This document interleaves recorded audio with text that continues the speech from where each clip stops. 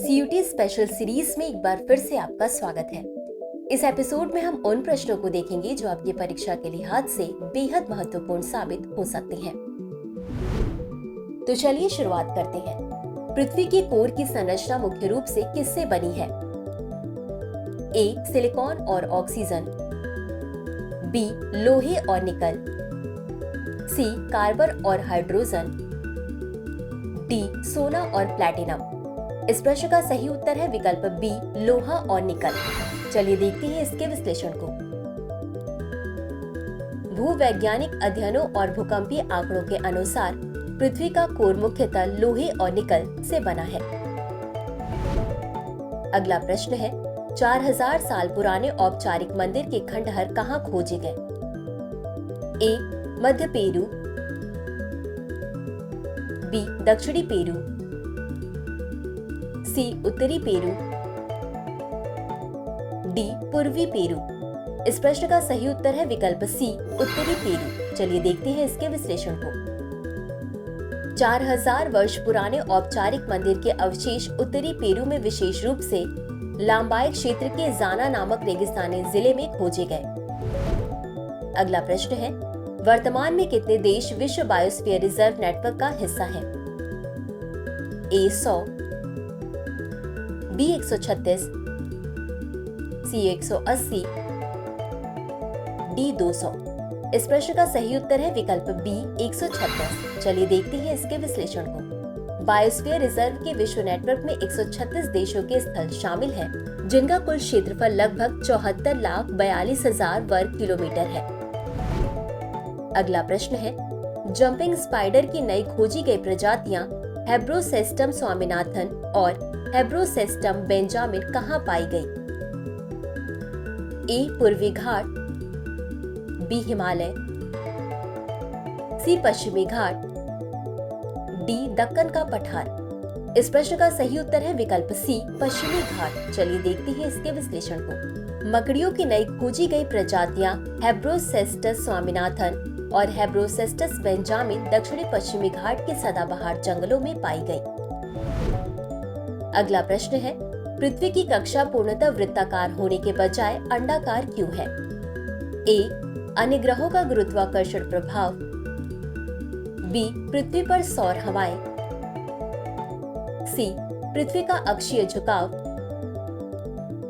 D. पृथ्वी के चारों ओर चुंबकीय क्षेत्र। इस प्रश्न का सही उत्तर है विकल्प ए, अन्य ग्रहों का गुरुत्वाकर्षण प्रभाव। चलिए देखते हैं इसके विश्लेषण को। पृथ्वी की कक्षा का अंडाकार आकार मुख्य रूप से सौर मंडल के अन्य ग्रहों, विशेषकर बृहस्पति के बड़े द्रव्यमान के कारण पड़ने वाले गुरुत्वाकर्षण प्रभावों के कारण है।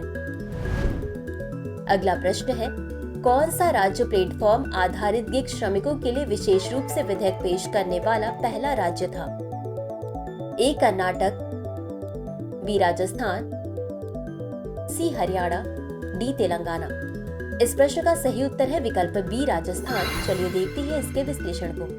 राजस्थान प्लेटफॉर्म आधारित गिग वर्कर्स पंजीकरण और कल्याण विधेयक पेश करने वाला राजस्थान पहला भारतीय राज्य था, जो बाद में एक अधिनियम बन गया। अगला प्रश्न है, पुनर्योजी ब्रेकिंग को किस प्रकार का ब्रेकिंग तंत्र माना जाता है?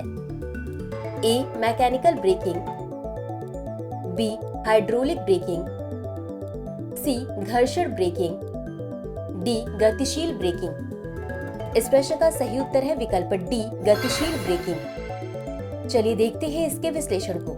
पुनर्योजी ब्रेकिंग एक प्रकार की गतिशील ब्रेकिंग है, जिसमें गतिमान वाहन की गतिज ऊर्जा को जनरेटर के रूप में कार्य करने वाले वाहन की मोटर के माध्यम से वापस विद्युत ऊर्जा में परिवर्तित किया जाता है। अगला प्रश्न है, हरिण भृंग प्राकृतिक रूप से कहाँ रहते हैं? ए. रेगिस्तानी वातावरण, बी. आर्कटिक क्षेत्र, सी. वुडलैंड्स और शहरी पार्क, डी. पानी के नीचे के आवास। इस प्रश्न का सही उत्तर है विकल्प सी, वुडलैंड्स और शहरी पार्क। चलिए देखते हैं इसके विश्लेषण को।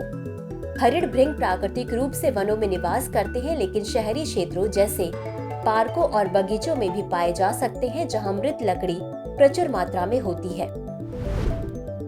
अगला प्रश्न है, विश्व बैंक के अनुसार किस देश को निम्न मध्यम आय वाले देश से उच्च मध्यम आय वाले देश में अपग्रेड किया गया है?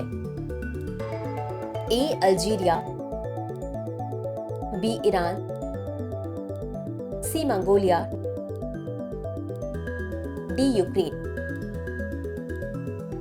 इस प्रश्न का सही उत्तर है विकल्प डी यूक्रेन। चलिए देखते हैं इसके विश्लेषण को। विश्व बैंक के वर्गीकरण के अनुसार यूक्रेन को निम्न मध्यम आय वाले देश से उच्च मध्यम आय वाले देश में अपग्रेड कर दिया गया है।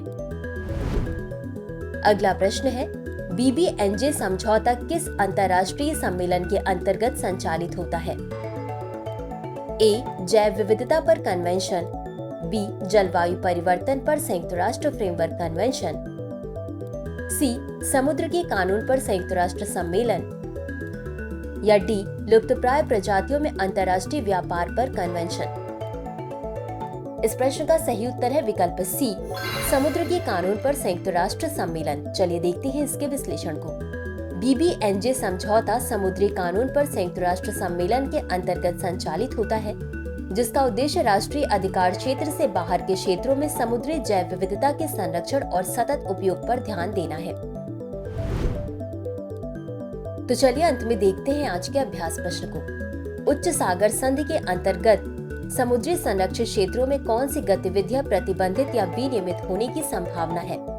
ए मत्स्य पालन और पर्यटन, बी तेल ड्रिलिंग और गहरे समुद्र में खनन, सी कार्गो शिपिंग और समुद्री अनुसंधान, डी नवीकरणीय ऊर्जा परियोजनाएं और अलवणीकरण संयंत्र। इस प्रश्न का उत्तर कमेंट बॉक्स में जरूर दें। आज के लिए बस इतना ही। धन्यवाद।